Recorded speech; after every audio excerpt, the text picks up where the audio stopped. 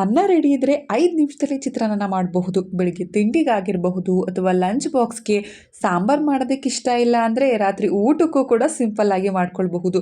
ಈ ಬ್ಯಾಚುಲರ್ಸ್ಗಳಿಗೆ ಇದೊಂದು ಬಿರಿಯಾನಿ ಅಂತಲೂ ಕೂಡ ಹೇಳಬಹುದು. ಎಲ್ರಿಗೂ ನಮಸ್ಕಾರ, welcome back to my channel. ಇವತ್ತಿನ ರೆಸಿಪಿ ಚಿತ್ರಾನ್ನ. ಚಿತ್ರಾನ್ನ ಮಾಡೋದಕ್ಕೆ ಇಲ್ಲಿ ಒಂದು ಕಡಾಯಿ ಇಟ್ಕೊಂಡು, ಕಡಾಯಿ ಬಿಸಿಯಾದ ನಂತರ 4ರಿಂದ 5 ಟೇಬಲ್ ಸ್ಪೂನಷ್ಟು ಎಣ್ಣೆನ ಸೇರಿಸಿ, ಎಣ್ಣೆ ಕೂಡ ಬಿಸಿಯಾದ ನಂತರ ಸಾಸಿವೆ, ಜೀರಿಗೆನ ಸೇರಿಸ್ಕೊಂಡಿದ್ದೀನಿ. ಚಿತ್ರಾನ್ನಕ್ಕೆ ಸ್ವಲ್ಪ ಎಣ್ಣೆ ಜಾಸ್ತಿ ಇದ್ರೆ ತುಂಬಾ ರುಚಿಯಾಗಿರುತ್ತೆ. ಹಾಗೆಯೇ 2 ಸ್ಪೂನಷ್ಟು ಕಡಲೆಬೀಜ, 1 ಸ್ಪೂನಷ್ಟು ಕಡಲೆಬೇಳೆನ ಸೇರಿಸ್ಕೊಂಡು ಕೆಂಪಾಗೋವರೆಗೂ ಫ್ರೈ ಮಾಡ್ಕೊಳ್ಬೇಕು. ನಿಮಗೆ ಇಷ್ಟ ಇದ್ದರೆ ನೀವು ಜಾಸ್ತಿನೂ ಕೂಡ ಹಾಕ್ಕೊಳ್ಬಹುದು. ಕಡಲೆಬೀಜ, ಕಡಲೆಬೇಳೆ ಕೆಂಪಾಗಿ ಫ್ರೈ ಮಾಡ್ಕೊಂಡಿದ್ದಾದಮೇಲೆ 2 ಮೀಡಿಯಮ್ ಸೈಜ್ ಈರುಳ್ಳಿ, 4ರಿಂದ 5 ಹಸಿಮೆಣಸಿನಕಾಯಿ, ಸ್ವಲ್ಪ ಕರಿಬೇವಿನ ಸೊಪ್ಪನ್ನು ಕೂಡ ಹಾಕಿ ಇದನ್ನು ಚೆನ್ನಾಗಿ ಅಂದರೆ ಸಾಫ್ಟಾಗಿ ಫ್ರೈ ಮಾಡ್ಕೊಳ್ಬೇಕು. ಖಾರ ನೋಡಿ ಹಾಕ್ಕೊಳ್ಳಿ. ನಿಮಗೆ ಇದಕ್ಕೆ ಹಸಿಮೆಣಸಿನಕಾಯಿ ಬೇಡ ಅಂತ ಅಂದರೆ ಒಣಮೆಣಸಿನ್ಕಾಯಿನೂ ಕೂಡ ಹಾಕ್ಕೊಳ್ಬಹುದು. ಈರುಳ್ಳಿ ಚೆನ್ನಾಗಿ ಕುಕ್ ಆಗಬೇಕು, ಹಾಗೆ ಬೇಗ ಸಾಫ್ಟಾಗಿ ಬೇಯಬೇಕು ಅಂದರೆ ಸ್ವಲ್ಪ ಉಪ್ಪನ್ನು ಕೂಡ ಸೇರಿಸ್ಕೊಂಡು ಮೀಡಿಯಂ ಫ್ಲೇಮ್ನಲ್ಲಿ ಇದನ್ನು ಫ್ರೈ ಮಾಡ್ಕೊಳ್ಳೋಣ. ಒಬ್ಬೊಬ್ಬರು ಒಂದೊಂದು ರೀತಿ ಈ ಚಿತ್ರಾನ್ನ ಮಾಡ್ತಾರೆ. ಈ ವಿಧಾನದಲ್ಲೂ ಕೂಡ ಒಂದ್ಸಲ ಟ್ರೈ ಮಾಡಿ ನೋಡಿ, ಡಿಫ್ರೆಂಟ್ ಆಗಿರುತ್ತೆ ಟೇಸ್ಟು. ಈರುಳ್ಳಿ ಸ್ವಲ್ಪ ಸಾಫ್ಟಾಗಿ ಬೆಂದ ಮೇಲೆ ಚಿಕ್ಕದಾದಂತಹ ಟೊಮೊಟೊದಲ್ಲಿ ಅರ್ಧ ಟೊಮೊಟೊನ ಸೇರಿಸ್ಕೊಂಡಿದ್ದೀನಿ. ಟೊಮೊಟೊನೂ ಕೂಡ ಸಾಫ್ಟಾಗಿ ಬೇಯಬೇಕು, ಅಲ್ಲಿವರೆಗೂ ಮೀಡಿಯಂ ಫ್ಲೇಮ್ನಲ್ಲಿ ಇದನ್ನು ಫ್ರೈ ಮಾಡ್ಕೊಳ್ಬೇಕು.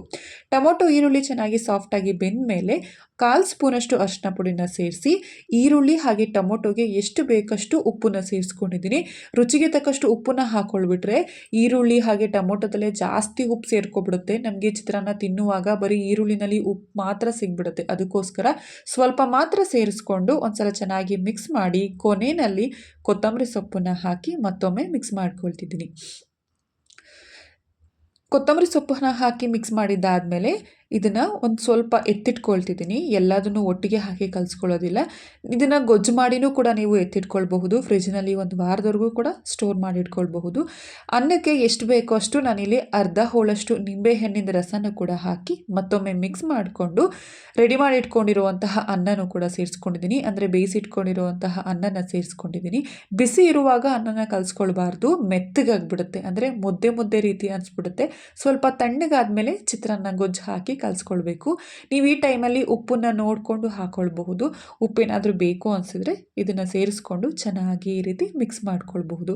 ಲಂಚ್ ಬಾಕ್ಸ್ಗೆ ಕ್ವಿಕ್ಕಾಗಿ ಆಗುವಂತಹ ರೆಸಿಪಿ ಆಗಿರುತ್ತೆ. ಬ್ಯಾಚುಲರ್ಸ್ಗೆ ಇದೊಂದು ಪರಮಾನ್ನ ಅಂತಲೇ ಹೇಳಬಹುದು. ಏನು ತಿಂಡಿ ಬರಲಿಲ್ಲ ಅಂದರೂ ಕೂಡ ಚಿತ್ರಾನ್ನ ಅಂತೂ ಎಲ್ರಿಗೂ ಬಂದೇ ಬರುತ್ತೆ. ಈ ವಿಧಾನದಲ್ಲೂ ಒಂದ್ಸಲ ಟ್ರೈ ಮಾಡಿ ನೋಡಿ. ಖಂಡಿತ ಈ ವಿಡಿಯೋ ಇಷ್ಟ ಆಗಿದೆ ಅಂತ ಭಾವಿಸ್ತೀನಿ. ಇಷ್ಟ ಆಗಿದ್ರೆ ಲೈಕ್ ಮಾಡಿ, ಶೇರ್ ಮಾಡಿ, ತಪ್ಪದೆ ನನ್ನ ಚಾನಲ್ನ ಸಬ್ಸ್ಕ್ರೈಬ್ ಮಾಡಿ. Thank you for watching.